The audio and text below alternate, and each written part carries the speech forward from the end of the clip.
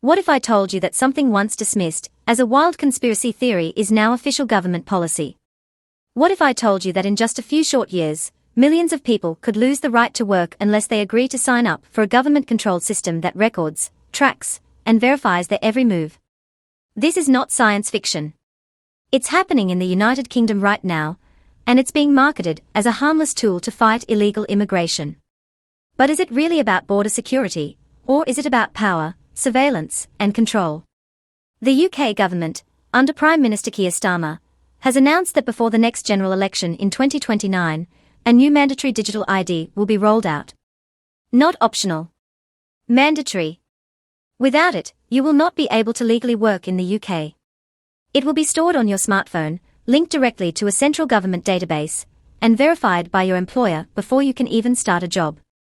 On paper, it's being sold as a way to prevent undocumented workers from gaming the system with fake national insurance numbers. But the reality is far bigger, far more unsettling, and far more dangerous. Ask yourself, how often do governments create new systems and then limit themselves to just one use? Do you honestly believe this will stop at employment checks? Or is this the first step towards something much larger, a full-scale digital surveillance state where your right to work, bank, travel, and even speak freely could be turned on or off at the click of a button? Let's step back and really think about what this means. For decades, the United Kingdom resisted the idea of mandatory national ID cards. Back in the early 2000s, when Tony Blair's government floated a similar idea, it was struck down by Parliament because it was seen as an overreach of state power. Even conservative leaders like David Davis called it dangerous, unnecessary, and ripe for abuse. Yet here we are, nearly 3 decades later, watching as a far more powerful and intrusive system is being forced on the public under the guise of immigration reform. Why now? Why push this policy just as trust in governments, big tech, and financial systems is at an all-time low? Supporters of the plan, including Starmer himself, say the digital ID will crack down on illegal work and restore fairness to the system. But critics point out something much darker. Every time you use your ID, the verification doesn't just happen between you and your employer. It pings a central database, essentially phoning home to the government. That means every scan, every check, every verification creates a record, where you were, when you were there, and what you were trying to do. Do you see the problem?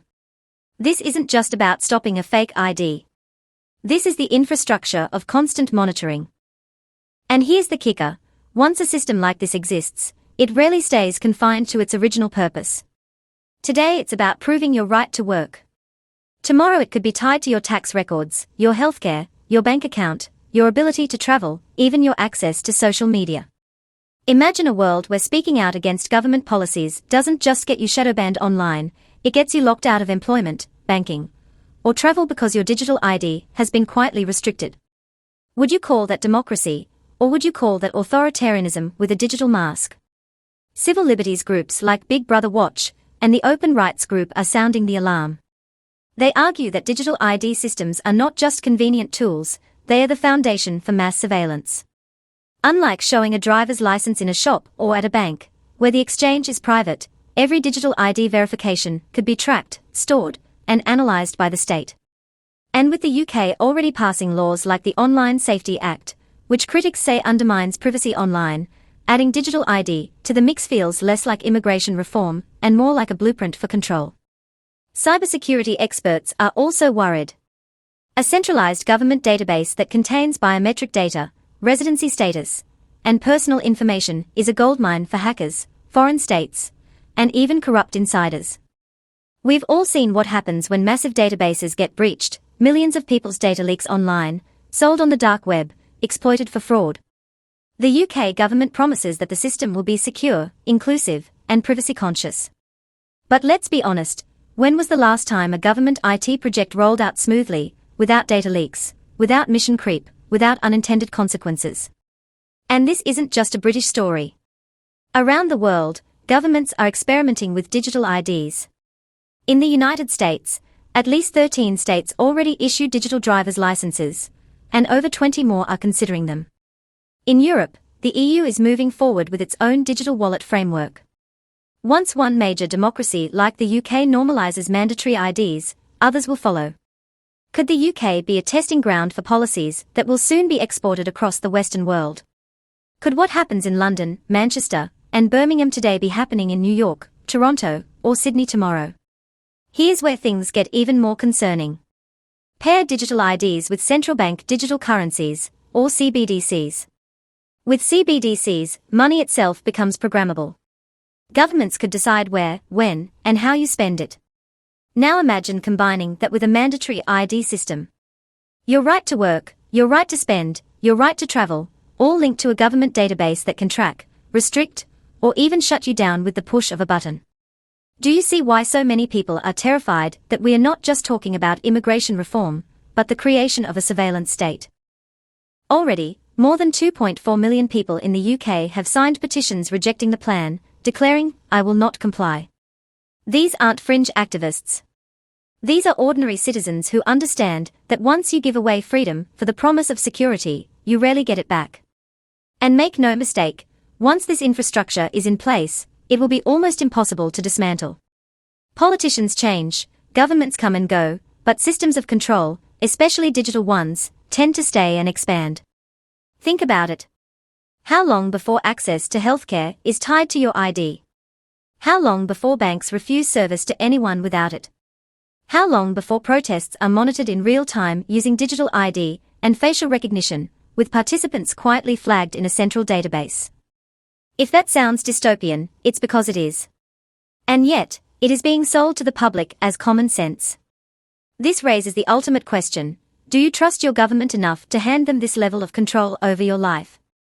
Do you trust them to resist the temptation to use that power for political purposes, to silence critics, to punish dissenters, to monitor citizens in ways that would have been unthinkable just a generation ago? And even if you trust this government, do you trust the next one? Or the one after that? Because history tells us that once a system like this exists, it will be abused. The UK's mandatory digital ID plan is not just another policy proposal. It's a turning point. A fork in the road between freedom and surveillance, between democracy and authoritarian control. And the most chilling part of all is that it's happening quietly, almost under the radar, while the world is distracted by other headlines. But if you care about privacy, freedom of speech, the right to work, and the future of democracy itself, this is the story you cannot afford to ignore. So the next time someone tells you digital ID is just about stopping illegal immigration, ask them this: if it's really that harmless, why does it have to be mandatory? Why can't it be voluntary? And why does it require a central database capable of tracking every use? Because once you ask those questions, you start to see the truth. This is about control, not convenience. This is only the beginning of the debate, and I'll be covering every step as this story unfolds. If you want to stay informed about how digital IDs, CBDCs, and surveillance technology are reshaping our world, make sure you hit subscribe, click the bell icon, and join the conversation in the comments below. Do you think mandatory digital IDs are about security, or do you believe they are the foundation of a global surveillance system? I want to hear your thoughts. Thank you so much for watching and for supporting independent analysis. If you found this video eye-opening, share it with your friends and family, because the more people know what's happening, the harder it becomes for governments to push these policies in the shadows. Until next time, stay informed, stay free, and take care.